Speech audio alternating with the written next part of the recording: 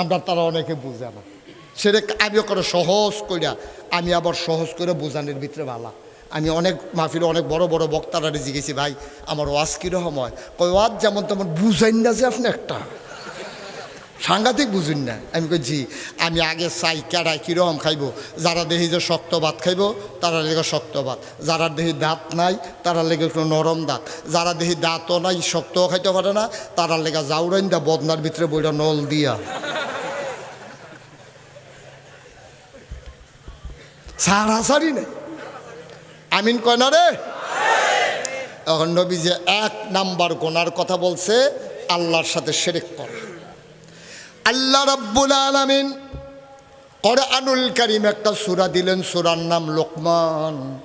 এই লোকমানের কতগুলা কথা বলছে, লোকমানের কথাগুলো আল্লাহর কাছে এত পছন্দ হইছে, আল্লাহ লোকমানের সবগুলা কথা একটা সূরার ভিতরে ঢুকাইয়া লোকমানের কথাগুলা আল্লাহ কোরআনের ভিতরে চালাই দিছে। এত দামি কথা বলছে, সবগুলা কথা লোকমানের, কিন্তু আল্লাহ কোরআন শরীফ উঠাই দিছে আমাদের শিক্ষার জন্য। এবার বুঝেন মানুষটার জ্ঞান কম না বেশি? এই লোকমান একদিন তার সন্তানকে ডাক দেয়া কইয়া, বুনাইয়া, ও আমার আদরের সন্তান, লা তুশরিক বিল্লাহ, আল্লাহর সাথে কাউকে শরিক করবি না, ইন্না শিরকা লাযুলমুন আযীম, শিরক হইল সবচেয়ে বড় একটা গুনাহ। বলো নাউযুবিল্লাহ। কখনোই শিরক করবেন না। এখন চিন্তা হইল যে হুজুর শিরক কারে কয়? সহজ করে কইতে আছে। মনে করেন আপনি আমার কাছে আইয়া মুড়ি দিয়েছেন যে হুজুর আপনার কথাবার্তা আমার পছন্দ হয়েছে, আপনার কাছে আমি মুড়ি দিতাম চাই। তা আমি কইছি ওই লইবা আর কি, মুড়ি দিয়ে সেটা আপনি কইতে আছেন, আর চিন্তা নাই। আমার আইয়া কইতে আছেন মগান, হুজুর আমি আল্লাহ চিনি না, নবী চিনি না, আপনি আমার আল্লাহ, আপনি আমার নবী, আপনি কিতাব, আপনি যেটা কইবেন এটাই মানি, এর বাইরে আমার কিছু মানামানি নাই, আমি সহজ সরল মানুষ, আপনি যা কইবেন এইটাই আমার ইসলাম, এইটাই আমার আল্লাহ, এইটাই নবী। নাউজুবিল্লাহ আরো লইয়া বইয়া থাকে। এই কথা কইলে ইমান আছে না গেছে? মুসলমান না কাফের? বাংলাদেশে এইরকম ফিসাবও আছে, এইরকম মুরিদও আছে। আসেনি রে? ফিসাবে আবার বইয়া বইয়া হাসে। কথা তো কইছে যে আমি থাকতে আর অন্যদিকে দৌড়াদৌড়ির কি দরকার? এমনি উদাম কইরা সিহন জিংলা দিয়া ফটফাট ফটফাট কইরা খিসন যাইতো তারে, তার ফিডালি ফিডার লোকে সরাইলাম যাইত, কনির লোকে আব্বাটা হান যাইতো তারে। ঠিক কিনা কও? দাঁড়া হ্যাঁতে মূর্খ মানুষ না হইলে কইছে, তুই তো লগে লগে মুহ সাফা দিয়া ধরানোর কথা। আরে দেখি তা কইছো তুমি, তুমি তো কাফের হয়ে যে গেতেছো, বেঈমান হয়ে যে গেতো, মুশরিক হয়ে যে গেতেছো। সাবধান, এই কথা একবার বলছো, দ্বিতীয়বার আর বলবা না। ঠিক কিনা কও? লগে লগে তারে তবা করানোর কথা, তবা তো করে না, এবার আরো ইচ্ছা লাগতেছে। হ্যাঁ আমি থাকতে কিরকম মাইট দরকার তারে, তার ফিরালি কনির লোকে সরাইলে যেত। নাউজুবিল্লাহ বলো না। আব্বা একটু চিন্তা করেন, এইরকম কথা বলা যাবে না, এরকম কথা বলা যাবে না। বলবেন তো ইমান চলে যাবে। এটার কয় শিরকে জলি, আরেকটা আছে শিরকে খফি, সুডু শিরিক, ধরা যায় না কিন্তু শিরিক হয়ে গেছে গা। মনে করেন আরও সহজ করে কই, ফারুক ভাইয়ে আপনারা রাস্তাত ফাইয়ে জিজ্ঞেছে, ও তোমার আব্বার শৈল কীরকম? খেয়াল করে বললাম সিহন কথা। ফারুক ভাই আপনারা দেখা জিজ্ঞেস আপনার আব্বার শৈল কীরকম?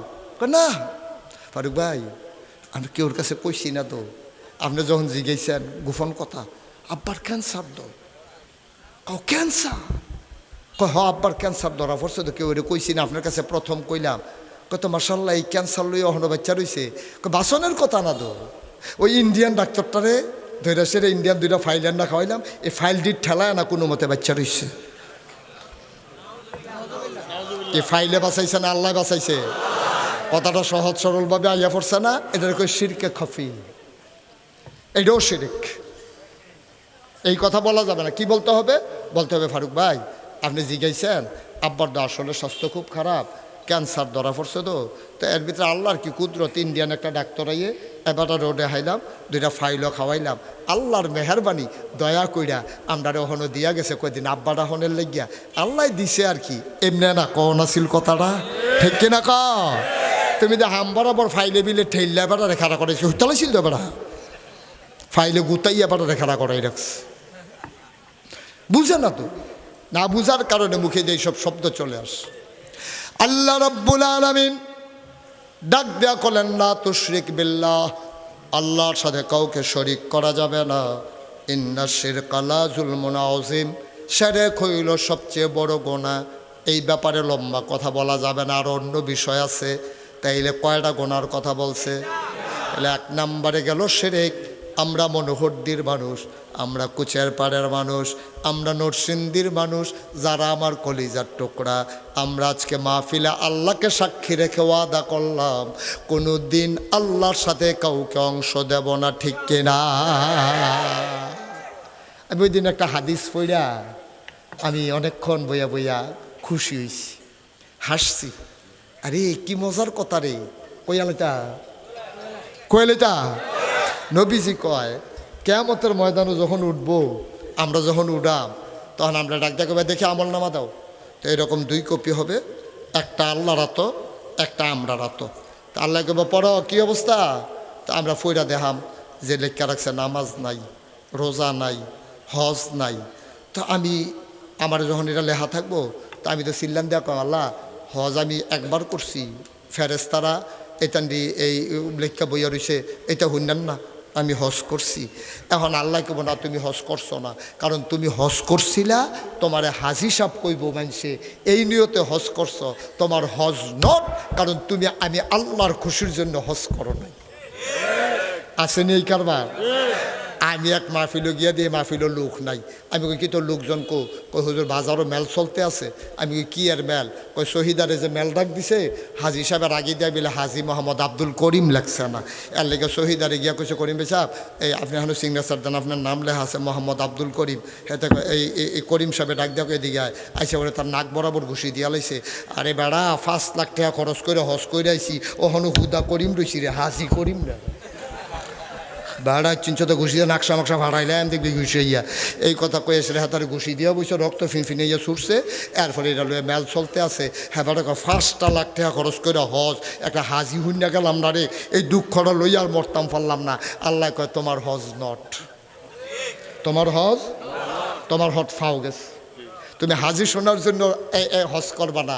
এই জন্য আল্লাহ কয় কৌল হে নবী আপনি বলেন ইন্না সলাতি ওয়া নুসুকি ওয়া মাহইয়ায়া ওয়া মামাতি লিল্লাহি রাব্বিল আলামিন। আমার নামাজ, আমার কোরবানি, আমার জীবন, আমার মরণ, আমার সকাল, আমার সন্ধ্যা, আমার রান্নাঘর, আমার সংসদ ভবন, আমার ব্যক্তি জীবন, আমার পারিবারিক জীবন, আমার সমাজ জীবন, স্বামী স্ত্রীর সাথে সম্পর্ক, বাবার সাথে সন্তানের সম্পর্ক, ফিরের সাথে মুরিদের সম্পর্ক, ইমামের সাথে মুসল্লির সম্পর্ক, সব কিছু হবে কেবলমাত্র লিল্লাহি রাব্বিল আলামিন, আল্লাহর খুশির জন্য, ঠিক কিনা কও? আমি নামাজ পড়ি কি মানুষের দেহানের লেগে না আল্লাহর লেগে? আমি রোজা রাখছি কি মানুষের দেহালের লেগে না আল্লাহর লেগে? আমরা হজ করাম কি হাজি ডাক শুনানোর লেগে না আল্লাহর লেগে? তা আপনি দিছি গেছে কি নাম? আপনি দেখুন হাজি আব্দুল করিম, কে রে হাজি কোন কে রে? আপনি কবেন আব্দুল করিম, তাহলে আমি কয়াম নামাজি মোহাম্মদ মুশতাক ফৈজি, কারণ আমি আসার নামাজ পড়ে আইছি না। আপনি যদি হজ করে হাজি করিম কইতেন পারেন, তা আমি নামাজ পড়ে কইতাম পারতাম না নামাজি মুশতাক ফৈজি?